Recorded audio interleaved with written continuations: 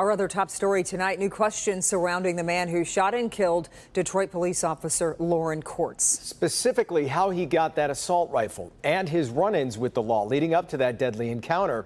Let's get to Rod Maloney, who spoke to the owner of the gun shop where that gun was bought. Good evening, Rod. Yeah, good evening, Jason and Kimberly. Before Monty Mac Jones, make that a Monty Mac Davis, opened fire on Joy Road on Wednesday night. He made himself known to East Point Police on a fairly regular basis over the last couple of years. And as we look back now, we're learning more about how he evaded the system to get that Draco rifle. Just after New Year's 2021, East Point Police arrest Amani Davis with a taser. He winds up charged with a misdemeanor, improper possession of a firearm in a vehicle. Davis pleads guilty, gets a year's probation.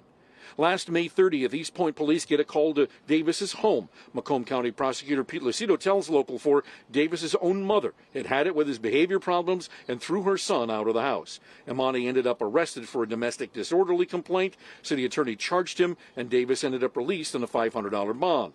He was supposed to appear in court on June 2nd. We do not know if he appeared. Lucido tells Local 4 on June 9th, a grad party gets shot up in a drive-by with a 9mm pistol. No one hit or hurt. East Point Police find a discarded gun, send it and recovered bullets to the MSP lab in Lansing.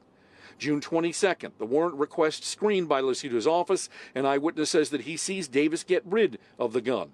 July 7th, weapons charges get authorized against Davis, carrying concealed, a felony firearms, reckless use, which is a misdemeanor, and tampering with evidence, a 4-year felony.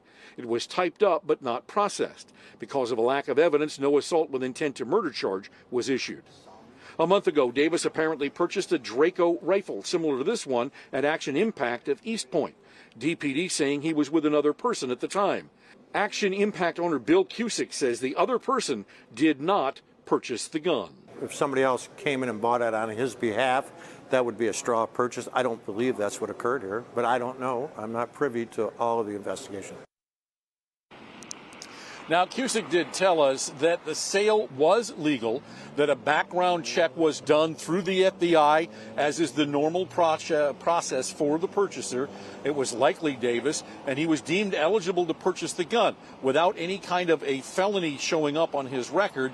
That's how that happened. The gun runs about $1,100, and I was told by a police source today that the Bureau of Alcohol, Tobacco, and Firearms did in fact interview the person who was with Davis on the day that that purchase was made. Back to you. Yeah, boy, a lot to run down there. And Rod, what do we know about the felony warrant that wasn't served?